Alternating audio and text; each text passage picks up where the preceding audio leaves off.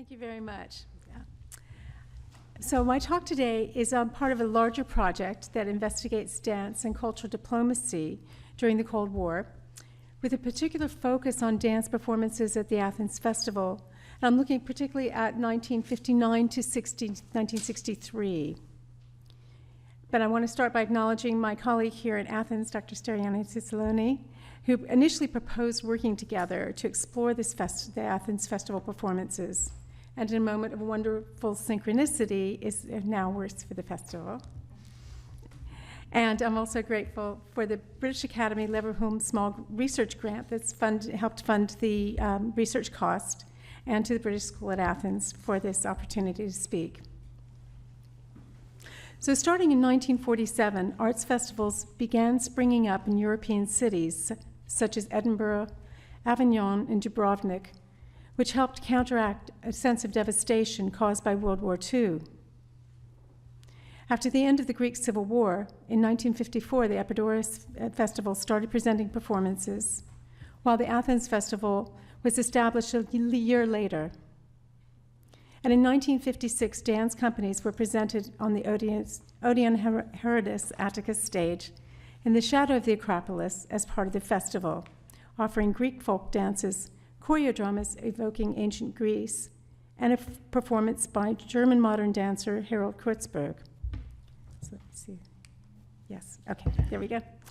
But these were soon replaced by more international offerings, with tours by ballet companies. Oh, thank you. Tours by ballet companies from cities across Europe, the USA, and the Soviet Union. So as a case study, the Athens Festival provides the opportunity to investigate cultural diplomacy during the Cold War at a time when Greece was undergoing shifts towards a more cosmopolitan identity, and while it was also establishing the infrastructure to expand as an international tourist destination. And the festival held specific geopolitical significance due to Greece's location between Eastern and Western blocs. So it attracted great interest from both sides of the political spectrum.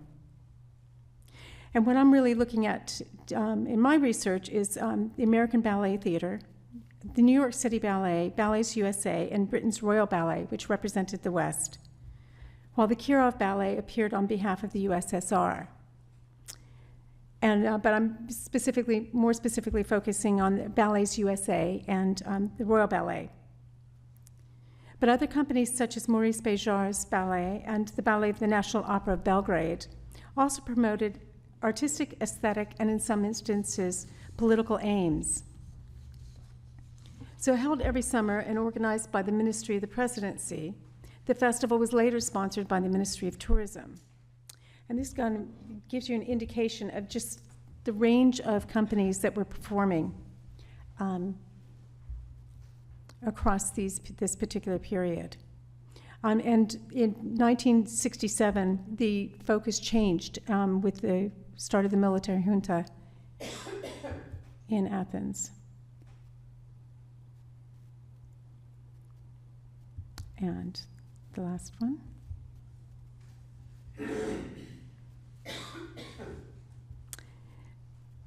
So these different national images were circulated by American and British companies in particular, and Britain's Royal Ballet and a small group of dancers led by Margot Fontaine and the Soviet defector Rudolf Nureyev, which is here. And deep symbolism is also located at the festival site, although the Ballets USA danced at what is now the Rex Theater in order to accommodate its scenery. So as part of wider tours, these shows are indicative of a broader perception of nations circulated through the arts. So I set out to question what political and artistic imperatives can be traced in the choices made about what was danced and by whom, since most of the companies at the festival were touring with state support. And I'm also touching a bit today on how the performances were perceived by the Athenian critics. And as I discuss in more detail later, I draw on archives from government-funded organizations in Britain and the USA, and in the case of Ballets USA, extensive correspondence about the programming decisions. And my colleague Steriani is working on documenting the viewers' perceptions of the festival, in addition to helping with translating archival material. So there were multiple ways the governments acted to influence the politics of other nations. I'm just going to shift here. I know that's blanked for the moment. And monetary support was crucial for the post-war rebuilding processes. And the cessation of British foreign aid to Greece when it was being threatened by a communist uprising during the 1940s provided an opening for financial relief, and with it, political influence, which the USA offered through the Truman Doctrine. Historian Eric Foner noted that the announcement of aid evoked the concept of freedom 24 times. It proclaimed the hegemonic values which were set against the constraining policies of the communists. Therefore, the financial aid to Greece and other border nations, and the recovering European nations, was also seen as a means of potentially diminishing the appeal of communism, as an example of the hard power in contrast to the propaganda value or soft power of cultural diplomacy. And this has been explored extensively by Claire Croft. And she cites Joseph Nye's conceptualization of a masculinized category of hard power, which encompasses economic and military diplomacy, while soft power has feminized connotations. The tensions between the reigning superpowers fluctuated with heightened military posturing, which inflamed Cold War rhetoric. Internal propaganda campaigns had been crucial in the construction of the Soviet nation after the Bolshevik Revolution, and increasingly were developed for external consumption in the post-war period. Both David Coate and Nicholas Cole have explored this extensively. They point out that the Soviets had a head start, therefore, in the propaganda race in multiple arenas, and in the late 50s, they hard-won and highly significant victory was achieved in the first leg of the space race with the launch of Sputnik in 1957. After Joseph Stalin's death in 1953, diplomatic efforts increased exposure to Soviet dance through the tours of the Bolshoi ballet spectacles and the Moiseev Dance Company's balleticized folk scenes. And the positive images of communism also celebrated the collective action, which were pitted against economic and social, quote, evils of capitalism, end quote. Steriani's uncovered comparisons in a popular Greek photojournal, the Ekionis magazine, in 1957.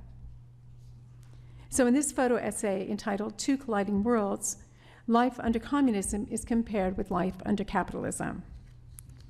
So the journalist Wolfgang Weber's parallel photographs from Moscow and New York offered, quote, characteristic instances of the similarities and differences between the two centers of two colliding worlds. Beyond the details of the everyday life, it is worth noticing that the two metropolises represent the whole system of life of the two superpowers that contest among them for leadership of the world, end quote. So he compared the subway systems. Moscow is praised above New York's, and the museums were deemed to be comparable, although the hotel rooms weren't. So New York hotels had all the modern conveniences, while the Moscow rooms were stuck in the 19th century. And the photographs here show long lines, and in the Soviet queue, they're waiting for bread, while in the USA, they're queuing for movies. 1 kilometer is usually the queue along Red Square in order to enter the Lenin-Stalin mausoleum, he wrote, so tourists have absolute priority. And the biggest queue that our lens captured in New York was outside a TV studio. So in addition to aiding in the circulation of soft diplomacy, arts festivals had local significance. I'm quoting Steriani here, that in Athens, the focus was on merging arts and tourism and promoting the dialogue between local and international artistic trends. The festival aims were to present arts events which foster modernism, conceived as artistic innovation, in contrast to the more conservative forms. and to promote a cosmopolitan identity as a symbol of the country's modernization and westernization, and to evoke a link between a Greek historical past and its cultural present through its venue and programming focus. End quote. So the Athens Festival dance performances began with iconic folk dances and spread throughout the diaspora via community practices. And these were kind of echoed in later films such as Zorba the Greek from 1964. And Anthony Shea explores that during the 1956 Athens Festival, the Doris Strato Dance and Song Company offered diverse regional folk dances. He recalls the revelatory power of a 1958 performance that was performed in the shadow of the Acropolis and expanded dominant notions of identity.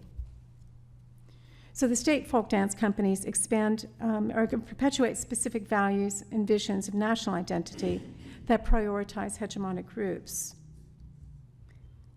And these included representation of ethnic minorities, or excluded representation of ethnic minorities, but perpetuated particular, quote, fun in the village identity, he argues. There was also choreography on Greek themes by Harold Kurtzberg and a Greek choreodrama group. So the productions celebrated myths and utopian visions, which would have already been seen by Athenians, who were exposed to ballet and strands of European modern dance that were already established through the dance schools in Athens. And from abroad, ballet companies had already been touring under private funding, so there was exposure to study, perform, and view Western theater dance styles prior to the performances at the festival. And significantly, some of the reviews were really comparable to the type of analysis and evaluation that informed the critics in Britain and the USA. So I'm going to move on to looking at what the Americans presented. So by 1958, contentious civil rights struggles in the US dominated international headlines. The individual protests sparked collective ones, as Rosa Parks refused to give up a seat and moved to the back of the bus in 1955, which prompted a highly effective economic boycott in Montgomery, Alabama, for example. And while there was passage of civil rights legislation, it did little to really counter how the drive to register African American voters and integrate schools in southern states actually required the intervention of national government to overcome the resistance. There was extensive photographs and film footage of federal soldiers accompanying 9 African American teenagers up the steps of the Little Rock High School in 1957 and surrounded by jeering crowds. So there was a political awakening to the value of propaganda, as evident in the formation of the United States Information Agency, which had the objectives of, quote, telling America's story to the world, end quote. So they responded to the perceived threat of communism worldwide as an outward-facing propaganda machine, and also in efforts to counter the negative publicity about race relations. So in 1954, President Dwight D. Eisenhower established the Emergency Fund for International Affairs, which was managed through the State Department by ANTA, lots of acronyms here, the American National Theater and Academy. So the government began funding music, dance, and drama tours to improve America's images abroad in this battle for hearts and minds against the communist threat. Previous tours had included the African American opera Porgy and Bess, which toured for 4 years, and Martha Graham, Jose Limon, and American Ballet Theater had represented American dance in other performances. And the European tours that ended up at the festivals supported multiple strands of creativity. You had the avant-garde, including formalist or abstract visual artworks, modern dance, classical ballet, and significantly jazz. So the the classical ballet companies, American Ballet Theater and New York City Ballet, have already been extensively analyzed by Claire Koff, so I don't really go into detail with them here. But what has not been researched as extensively is Ballets USA. It was created under the auspices of the government in 1958 and premiered at the Athens Festival of Two Worlds in Italy and the 1958 Brussels World Fair. And this was created under the leadership of Jerome Robbins of West Side Story fame, which was created in 1957. So the year after, he created this ballet dance company for export. They only performed for 3 years, twice funded by the State Department in 1958 and 1959, and they were privately funded by the Rebecca Harkness Foundation in 1961. And at this point, there was really a shift in the U.S. funding policies. But Robbins' work offered visions of youthful energy, innovation, and racial harmony, with one black male dancer, John Jones, and a Korean-American female dancer, Patricia Dunn, in the company. And this is one of the widely used publicity shots. So the arts touring program set out to circulate examples of American culture and life, and to counter the lack of artistic expertise within the government, and to organize a panel of performing arts experts to propose the funding recommendations. And I was able to track down some really detailed debates through the minutes that were held at the University of Arkansas in the Fulbright archives.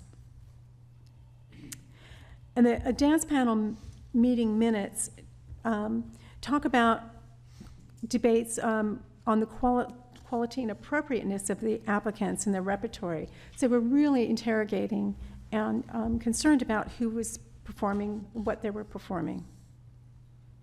So a who's who of the dance world served as panelists. You had the directors of New York City Ballet and American Ballet Theater, dance critics, choreographers and dancers among them.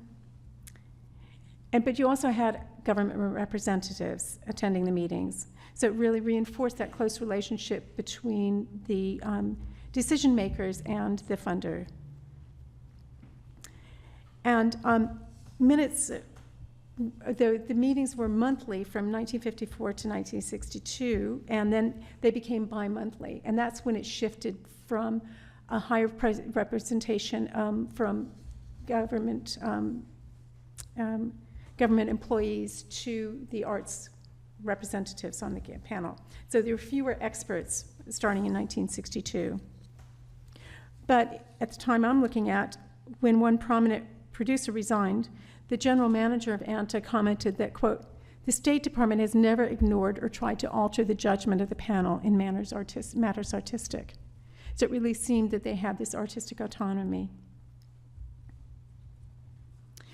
But in December 1958, the panel members debated the distinction between dance styles, kind of talking about the distinction between, quote, culture with a capital C in ballet and modern dance, and culture with a small c, which is entertainment, musical comedy, or recreational dance styles. This program does not wish to change from its original purpose of exporting culture with the capital C, and cannot go into the entertainment field per se. So this tension between what was deemed to be appropriate art and entertainment was really at the heart of some of their decisions. And they were really inspired because the foreign exchange agreement that brought the Moseyev Dance Company and the Bolshoi Ballet to the U.S. inspired the panel to search for something to really counteract the Soviet spectacles, because they were very well received. So their solution was this ballet company, specifically to tour Europe. So the avant-garde mix of a mix of avant-garde and populist aesthetics enthralled audiences in Europe. And there were some quite contentious battles of what vision of America dances would convey and the extent to which ANTA attempted to control what was represented. This is a list of the pieces that were toured. Nema Prevost quotes Robbins in describing the mission of the company is, quote, to show Europeans the variety of techniques, styles, theatrical approaches that are America's particular development in dance. Its repertory was chosen to extend from the classical ballet danced in tights, tutus, and toe shoes to our own current jazz style, end quote. So at the 1959 Athens Festival, 3 existing ballets shared the stage with the new commissions. New York Export Opus Jazz, Moves, a silent ballet in silence about relationships. So these new dances, An Afternoon of a Faun, were often singled out by critics and remain in performance today. New York Export was set to a jazz score by Robert Prince, and Ben Shawn designed sets that evoked an urban landscape. And his aesthetic had developed from a socialist realist visual art movement in the 1930s. It was danced to what is called progressive jazz, so it was not too dissident and syncopated rhythmically. So this integration of jazz in both music and movement style did not appear to concern the panelists. So apparently it didn't fall into the category of entertainment, as something like West Side Story might have.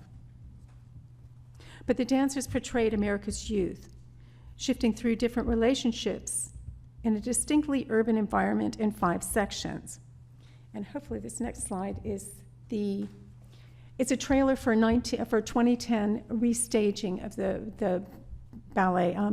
I'm not able to show the original footage, company footage here, but this starts off with kind of setting the scene of New York City. And remember that these young dancers, the dancers in 2010, very different body styles and technical expertise or technical proficiency or emphasis than the dancers in 1959 would have.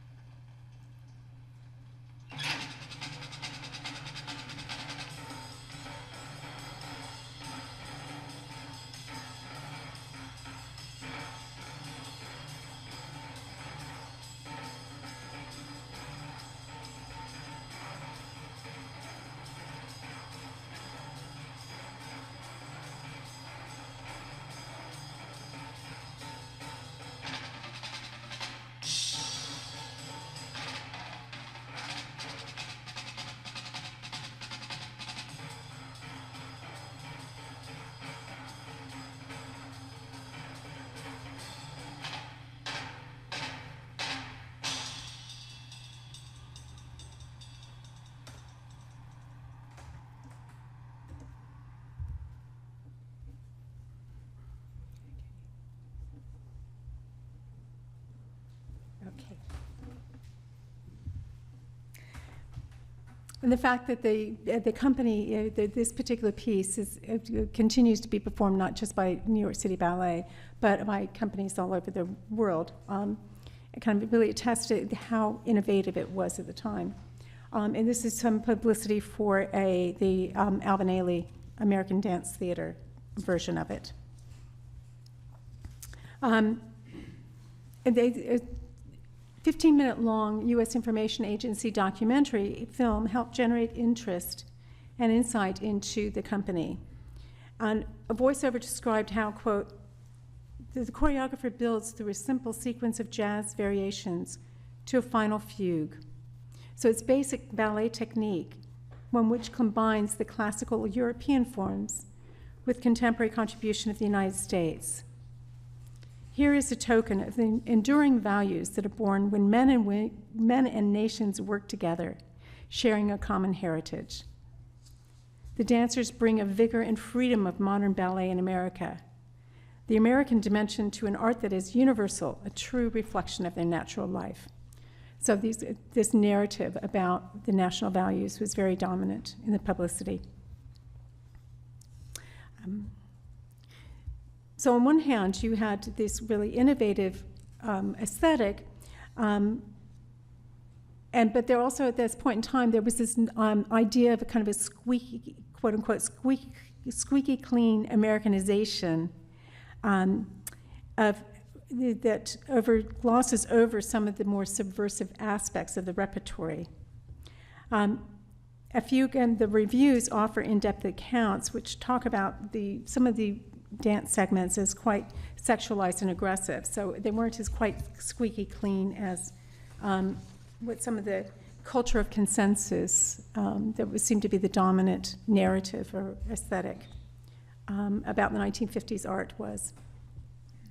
And this, in the recent New York City ballet season, has images from the ballet. And then the next work I'll talk briefly about is Moves, Ballet in Silence, about relationships.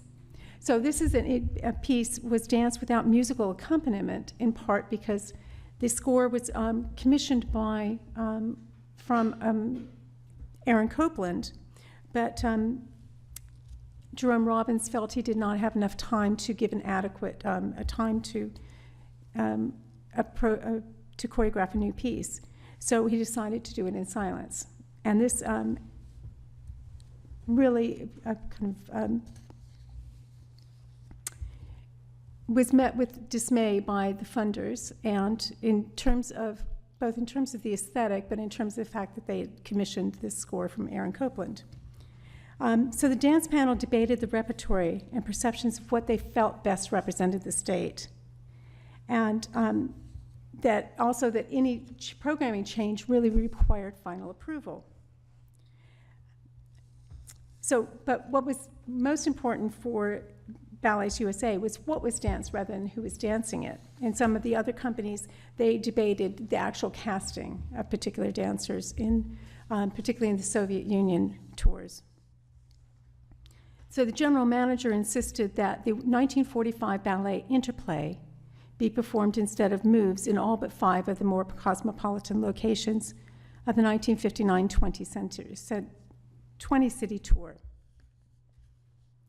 And I'll just take a moment to show you this 1-minute clip of this restaging by New York City Ballet. Whoops, sorry, I'm back.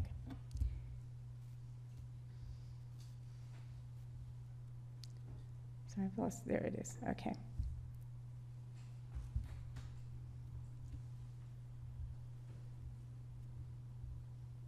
So it was done without set and costumes, just the leotards and tights. So unlike the other new ballet, new commission. And although it's done in silence, you can hear the sound of the feet hitting the floor and body contact.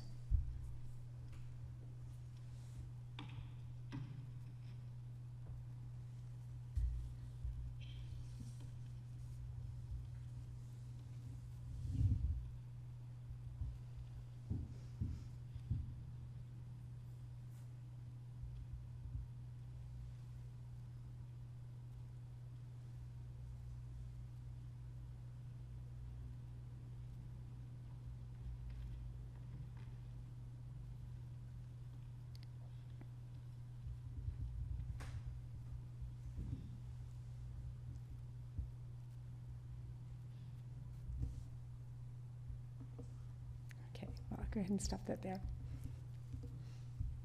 Oops.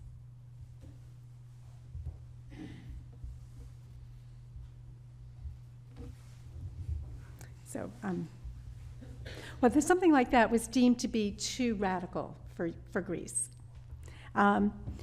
Instead, the ANTA wanted Robbins to perform this different ballet called Interplay, because they deemed that it was more acceptable to, quote, companies such as Yugoslavia, Poland, Scandinavia, the Iberian Peninsula, and Greece, where the audiences are not prepared to appreciate or enjoy an innovation like moves, no matter how brilliant an experiment, end quote. And when Robbins protested in telegrams back and forth, by this time he was already in Europe, Schnitzer reminded him of his responsibility to adhere to the request of the dance panel. However, ultimately, the final decisions were left up to the company. They kind of noted that they really could not control the company once it was on tour. And due to an injury, Interplay was actually ended up being shown here in Athens, but I think it's really kind of interesting how the perception of the Athenian audiences shaped what they thought policy decisions should be, or the performing arts decisions. So one can consider the extent to which the perception of Athens was shaped by popular culture. So this tension, this kind of the folk, and what would go on to be the rural Zorba the Greek, as opposed to an audience that was really knowledgeable about theater dance, with critics whose work evaluated performances through a critical lens equivalent to those writing and viewing in New York and London. Now, I'll just touch briefly on the extent to which you can look at these questions of race and how this Ballets USA really confronted it in their casting. So you have photographs here from Afternoon of a Faun, and this is John Jones in these duets, both of these duets. So Jones and Wilma Curley, who's pictured here, danced together in 1958 and 1959, where the 15-year-old dancer Kay Mazzo went on to appeared with Jones in the 1961 tour. And these photographs featured predominantly in the newspaper and dance journal footage or coverage. So, and like many writers, the Athenian writers, critics talked about the ethnicity of the mixed-race couple. And here, Jones was seen to evoke ancient symbols, animals, and African art. So one critic wrote, quote, that the afternoon sun shines into a gym hall. On the floor, a sad, quote, Negro, end quote, athlete, an unforgettable figure. The young dancer with his perfect bronze body, his curved, strong muscles, with his torso expanded as an exotic instrument, was like a sculpture of classical Nigerian art. His head with the two big melancholic eyes standing still as if watching an imaginary screen, the moves of the body. So how wonder was the art how wonder was the art was this black chorus, end quote. So this Ballets USA really did touch on this idea of an American, young America, through the rhythms, orchestra, and the steps. And interesting, on its way from Athens to the Edinburgh Festival in 1959, the plane carrying Ballets USA's costumes, sets, and personal effects crashed upon leaving Greece, but fortunately without death or serious injury. But it was the performances here and throughout Europe were not replicated at home. So ironically, this vision of America that was being circulated was not actually appreciated in the USA. That ended up canceling a tour while it was in progress. A New York Times dance critic really was not happy at all with the kind of vision of America that was being circulated. That in this country, we know perfectly well that if there is such thing as Ballets USA, it is certainly not danced in sneakers with the pelvis leading. Okay. And I'm going to skip ahead because I make sure I get to the British section. In the late 1950s, that's going back to the Ballets USA.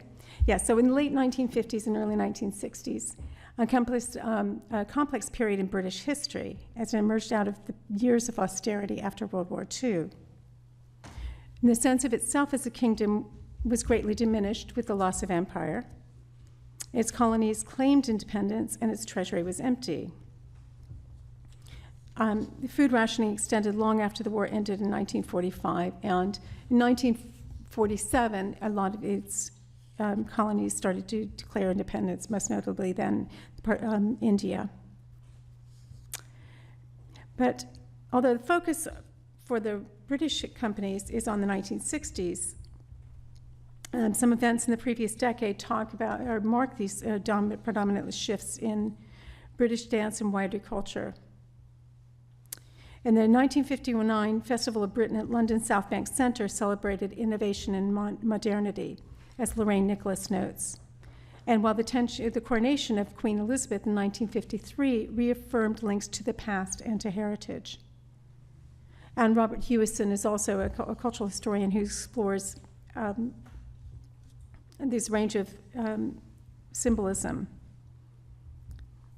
In particular, those associated with the United Kingdom, the lion and the unicorn, which are reflected in a look to the past and a sense of moving forward.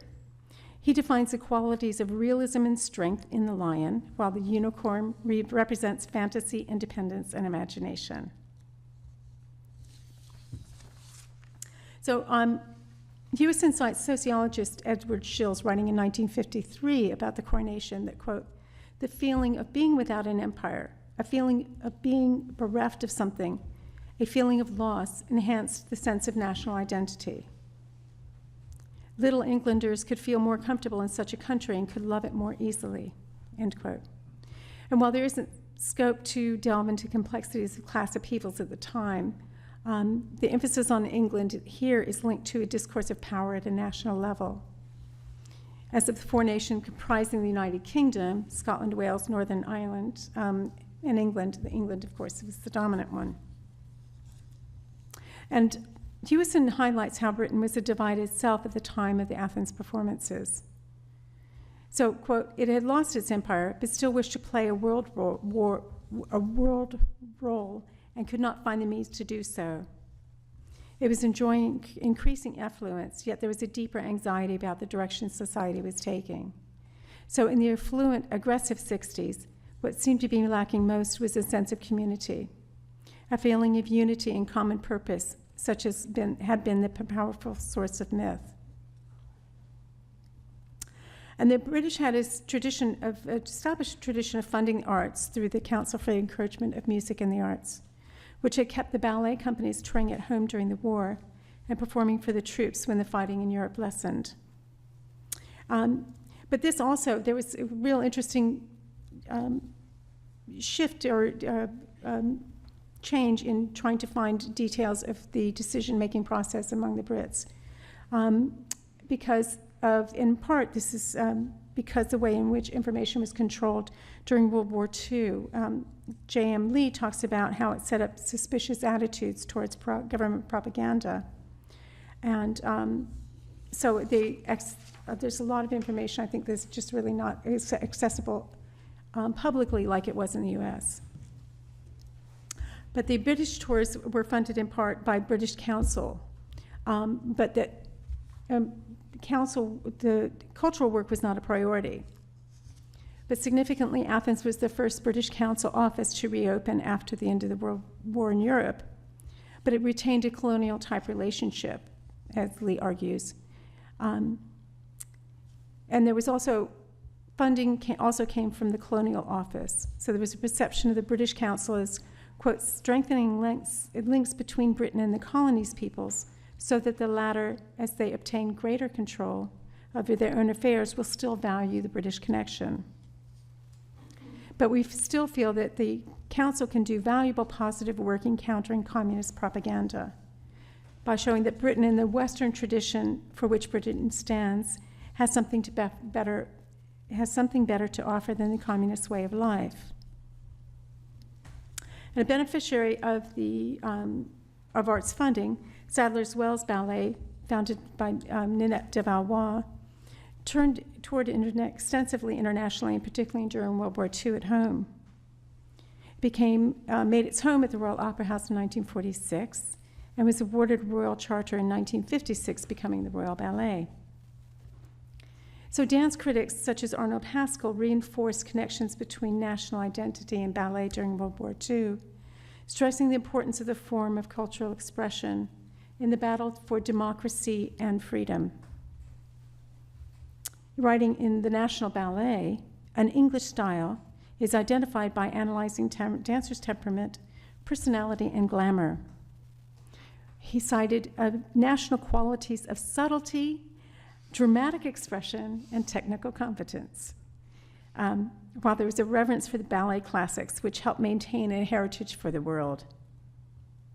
And he notes that during World War II, the British ballet really developed in isolation, but it had a strong foundation with roots in the Russian classics, and under the guidance of teachers who developed schools to feed into the companies.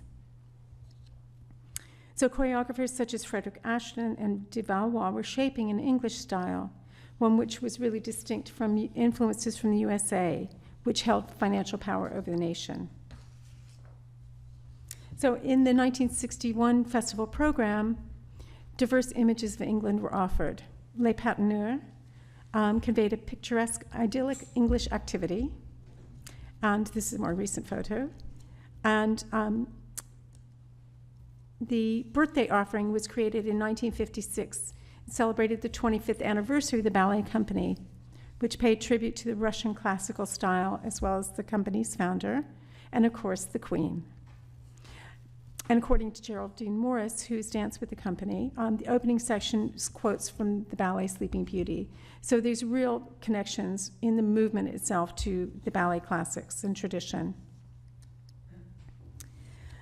And so in terms of national qualities, Ashton's work stands in contrast to the virtuosity and space-consuming variations of the Soviets and the cool, jazzy inflections of the Americans. Then 10 years after the coronation, a group of dancers from the Royal Ballet returned to Athens with a, quote, Margot and Rudy partnership in 1963. So this is Margot Fontaine, of course, and their Soviet defector, Rudolf Nureyev.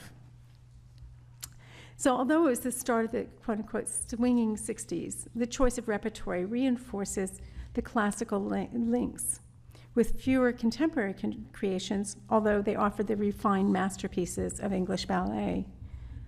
Frederick Ashton's La Fille Mal Gardée, the badly guarded daughter, and symphonic variations, which become the ballet, become the foundation of an English style. And Ashton's plotless work celebrated the mystic notions of love, to quote Geraldine Morris, so that was symphonic variations, while La Fille Mal Gardée is filled with a range of popular references, with clogging and pantomime dames, drawing together a celebration of the English past with dancing chickens and a live pony in the full ballet. So they just did a clip there. There was also a maypole and like almost presentation of fun in the village, to borrow Anthony Shea's term.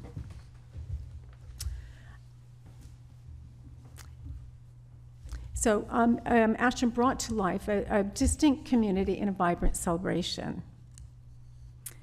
So in bringing a mixture of classics and Ashton's new choreography, this was the Le Corsaire, which of course is a Russian classic. That's Rudolph and Margot there. The cultural symbolism offers multiple readings. So one is this link back to the international Russian tradition through the legacy of Sergei Diaghilev's Ballet Russe, who performed in London. And the second link is traced to the perception that Britain was the guardian of the classical ballet canon, because the masterpieces from Russia were smuggled out with dance notation by Nicholas Sergeyev, who was very important in restaging the ballets. But the location of the performances at the Athens Festivals reinforces a sense of heritage and cultural significance. Situated at the base of the Acropolis, the Greek National Tourist Organization began working to reinforce perceptions of the Odeon as the birthplace of human consciousness, end quote, in part through the symbolism of a Saint Lumiere show that started in productions in 1959. And Elizabeth Marlowe examines the French production as an example of the construction of heritage. The location of the Odeon site as a location as a site of cultural memory, end quote. She notes how these light shows help challenge memories of recent volatility when Greece had come out of a civil war, followed by years of political instability when the, quote, containment of communism, end quote, had been a priority. And while Britain was unable to continue to provide financial support for the Greek government, the USA quickly filled the gap, which also functioned to expand to its, quote, sphere of influence of the superpower, end quote, that was still coming to grips with its new place in the world. So Marlowe describes how these light shows offered, quote, a version of ancient history in which democracy is synonymous with the West and with all that is beautiful and good, end quote, as an emblem of the Cold War.